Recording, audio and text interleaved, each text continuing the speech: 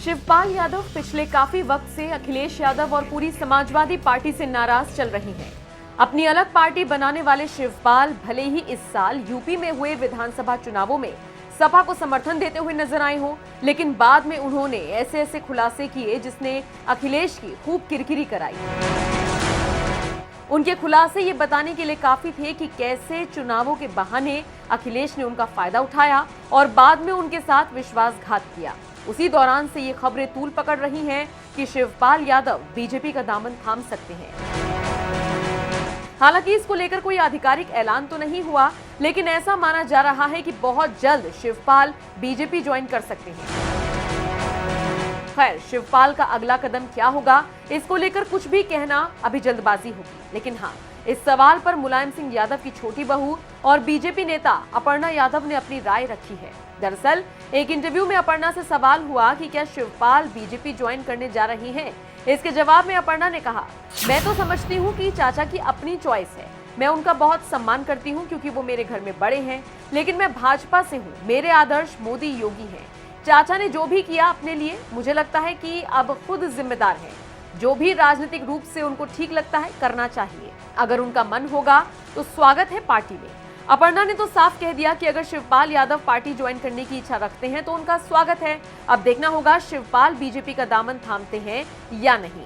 वैसे कहा तो ये भी जा रहा है कि शिवपाल आजम खां के साथ मिलकर कोई नया मोर्चा बना सकते हैं। बहरहाल अपर्णा यादव से जब हमने बात की थी तो शिवपाल यादव को लेकर उनसे सवाल पूछा था। जरा सुनिए क्या जवाब था अपर्णा यादव का। चलिए अब बात करते हैं अखिलेश की। अखिलेश पर अपर्णा एक आरोप तब से लगते आए हैं जब से उनका विवाद शिवपाल यादव के साथ हुआ था। अलग पार्टी उन्होंने बना ली थी, हालांकि इस बार चुनावों में वो समर्थन कर रहे हैं। जब आपने पार्टी छोड़ी, बीजेपी का दामन थामा, तब भी ये बात उठी कि अखिलेश से परिवार नहीं संभल रहा है। अब शिवपाल यादव भले ही समर्थन कर रहे हैं, लेकिन हाल ही में एक बयान दिया उन्होंने जिसमें ये कह लीजिए कि दुख दर्द उनका बाहर आया है। उन्होंने कहा 20 से 25 सीटों का एक्सपेक्टेशन था, एक ही सीट मिली है। कैसे देखती हैं इसको? ठीक है, उनका देखिए आरोप जो लोग लगा रहे हैं उनसे पूछना चाहिए। हमने तो उन पे कोई आरोप नहीं लगाया है। शिवपाल आपको लेकर भी तो टिप्पणी कर चुके हैं ना। वो अब क्यों कर रहे हैं? उन्होंने तो हमेशा जो है मेरा समर्थन किया है और हमेशा मुझे बड़ा प्रोग्रेसिव अप्रोच रही है उनकी। वो किस फ्रेम ऑफ माइंड में हैं, क्योंकि वो इलेक्शन लड़ रहे हैं और उनके समय परिस्थिति बड़ी विषम है, क्योंकि उनकी पार्टी को सिंबल भी नहीं मिला और वो सपा के चुनाव पर लड़ रहे हैं साइकिल पर। तो क्यों उन्होंने ऐसा बोला, ये तो देखिए राजनीतिक गतिविधियां इस तरह की होती रहती हैं। वरना वो देखिए बड़े हैं मेरे, एक राजनीति को छोड़ दीजिए, बड़े हैं, उनका आदर है मेरे मन में। ठीक है, बड़ों का कुछ जो है वो कर देना चाहिए, छूट दे देनी चाहिए। अच्छा, आपने कहा कि आप राष्ट्रवाद के लिए आई हैं बीजेपी, इसलिए आपने ज्वाइन किया। एक सवाल यहाँ पर ये भी उठता है कि सपा में रहते हुए भी आप जनता की सेवा कर सकती थी।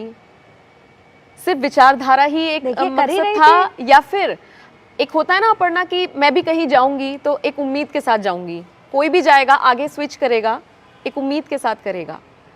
क्या उम्मीद थी? वो उम्मीद टूटी। राष्ट्र से बड़ी उम्मीद हो सकती है किसी भी युवा के लिए। आपके लिए कोई इरादा नहीं था कि मुझे भी किसी सीट से टिकट मिले? पहनने के लिए कपड़ा है, खाने के लिए रोटी है, और अपर्णा यादव को सेवा करनी थी। मैं वहाँ भी कर रही थी क्योंकि यहाँ पे राष्ट्र की बात थी, इसलिए मैं यहाँ। Simple is the theory. तो अब लोगों ने कहना शुरू कर दिया है कि अगर ही लगाऊंगी क्योंकि मैं पत्रकार हूँ, बीजेपी की वापसी होती है, योगी सरकार बनती है तो कैबिनेट मंत्री आपको बनाया जा सकता है, ये खबरें हैं। देखिए, अगर आशीर्वाद मिलेगा मेरे शीर्ष नेतृत्व का तो क्यों नहीं जिम्मेदारी उठाएंगे। बाकी सब कुछ मैं शीर्ष नेतृत्व पे छोड़ चुकी हूँ। जैसा वो कहेंगे वो कर रही हूँ। अभी उन्होंने जो जिम्मेदारी जिलों की दी है मुझे प्रचार करने की, प्रसार करने की, वो मैं कर रही हूँ। मैं पूर्ण निष्ठा के साथ अपनी पार्टी के साथ हूँ जी। अच्छा, एक विपक्ष का आरोप हमेशा रहता है बीजेपी पर, आपने बहुत बार सुना होगा। वो आरोप होता है कि बीजेपी ने इन 5 सालों में यूपी में कोई काम नहीं किया। लगता तो मोदी सरकार पर भी आरोप कि कुछ काम नहीं हुआ, सब प्राइवेटाइज कर दिया, मंदिर मस्जिद के ये मुद्दे रह गए हैं। तो उन लोगों को क्या जवाब देंगी? लोगों ने कहना शुरू कर दिया है कि पूछिएगा ये सवाल, बहुत सारे कमेंट सेक्शन में था कि रोजगार पर चुप है सरकार, कुछ नहीं है। 4.5 लाख युवाओं को नौकरी दी, किसने दी? योगी जी ने दी, योगी सरकार ने दी। आप बताइए, 6 एक्सप्रेसवे बनवाने का किसने काम किया?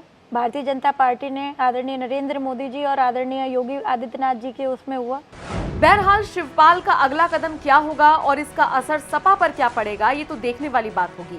आपको बताते चलें कि चुनावों से ठीक पहले अपर्णा यादव सपा का दामन छोड़कर बीजेपी में शामिल हो गई थी। फिलहाल अब तक पार्टी ने उन्हें कोई बड़ी जिम्मेदारी तो नहीं दी है, लेकिन फिर भी वो निस्वार्थ भाव से पार्टी की सेवा कर रही है।